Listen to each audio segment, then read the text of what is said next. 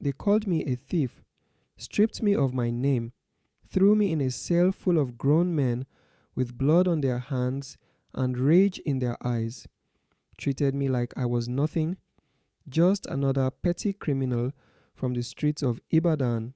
But I didn't steal anything. I didn't know anything. All I did was trust the man my mother married.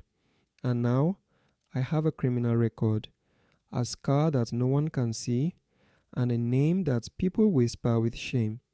My name is Tomiwa, and this is not the life I planned for myself.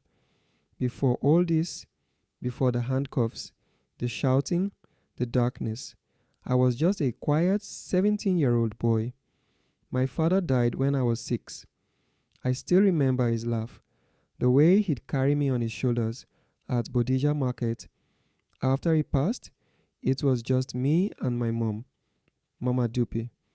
We didn't have much, but she tried. She sold Ankara fabrics under the bridge near Oju and taught me to count coins before I could even spell. Then came Mr. Adewale. He was tall, well dressed, always smelling of foreign perfume.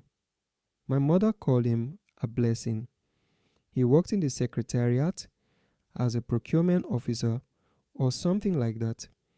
He gave us money for rent, brought rice during Christmas, and even paid my school fees once. At first, I was just grateful. Then I noticed things. The way he looked at me with disdain, like I was an unwanted load. The way my mother stopped speaking freely around him. The sudden silence in the house that used to echo with the laughter. But I stayed quiet. I told myself to endure. I'd be 18 soon. I'd leave. In the meantime, I helped Mama in the market.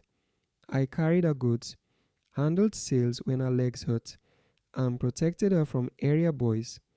That was my life. Until one afternoon, everything changed. Adewale called me into the parlor. He was watching the news, wearing his usual native wear, chewing toothpick. Tomiwa, he said, I need you to help me drop something at the secretariat. Just hand the envelope to Mr. Kolade at Block C, room 215. He's expecting it. I didn't ask questions. Why would I? He was my stepfather, and in Nigeria, you do what your elders tell you. I took the brown envelope, boarded the bus, walked into that office, and dropped it off exactly like he said. I didn't know that envelope was a grenade. I didn't know it carried fake checks, forged documents, proof of a multi-million naira fraud scheme. I only knew that by nightfall, 3 policemen in plain clothes were banging on our front door. They pulled me out in front of the neighbors, handcuffed me like a dog, and told my mother I was under arrest for conspiracy and fraud. She screamed. I cried. Adewale stood in the corner, silent, watching. I kept saying, I don't know anything. I only delivered an envelope. But nobody listened, and that was the beginning of my descent. Into prison, into betrayal, into a version of myself I never knew existed.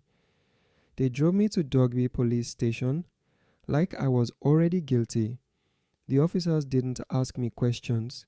They slapped me, kicked me when I hesitated. They called me fraud boy and asked how much I was paid. I kept repeating the same thing. I don't know what was inside the envelope. But they weren't listening for truth. They wanted someone to blame, and I fit the part. That night, I slept on the cold floor of a small cell beside 2 men who reeked of alcohol and regret. There was no space to stretch my legs. Mosquitoes bit through my skin, and the smell of urine filled the room. I didn't close my eyes once. I couldn't. I just sat there, rocking back and forth, wondering if this was real. The next morning, they moved me to Agodi Correctional Facility. That's when it hit me. I was no longer just under arrest. I was in prison, proper prison. the kind I used to see in movies, the kind they say people don't come back from the same. In Agodi, I was no longer Tomiwa, I was number 452. No one cared if I was innocent, they cared if you were strong or if you could survive. I saw things I will never unsee. A boy my age beaten within an inch of his life for refusing to clean an older inmate's bucket. A man stabbed over Gary. I saw hopelessness dripping off people like sweat. I felt my own hope dry up day by day. The worst part? I didn't hear from my mother. Not once. I thought maybe she was scared, or maybe she believed I did it. But the silence from her, that cut deeper than any insult the wardens threw at me. Then, one afternoon, after almost 3 months of rotting away, a woman visited me. She introduced herself as Barrister Aisha from a human rights organization in Abuja. She said my case was flagged because I was a minor with no legal representation. She looked me in the eyes and said, "Tell me everything." For the first time, someone actually listened. Barrister Aisha investigated quietly. Weeks passed.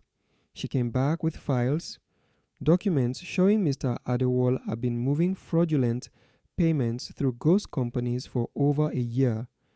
I wasn't his first errand boy. I was just the one who got caught. He had used me, set me up, tossed me aside to save himself. I wanted to scream, to cry, but there was nothing left in me, just a hollow space where trust used to live. When the court date finally came, I stood in front of the judge, trembling. The prosecutor read out charges that made my ears ring: fraud, forgery, intent to defraud the state. But then, Barrister Aisha stepped forward with evidence, with witness statements. She explained how I had no knowledge of the documents, how I was a pawn in a grown man's game. She exposed Adewale's entire operation. The courtroom was silent when the judge dropped the final ruling. Tomiwa Ojo, you are hereby discharged and acquitted.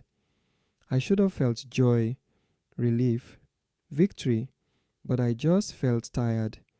Tired of fighting to prove I was not what someone else made me look like.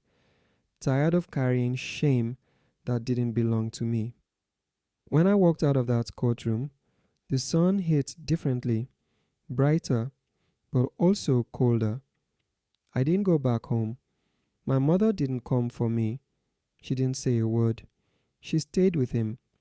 I've learned something since then. Blood doesn't always mean loyalty, and family can betray you deeper than strangers ever could. I didn't steal anything, but I paid the price like I did, all because I trusted the wrong man. My name is Tomiwa, and I carry my freedom like a scar, visible only to those who've known what it feels like to be caged for nothing.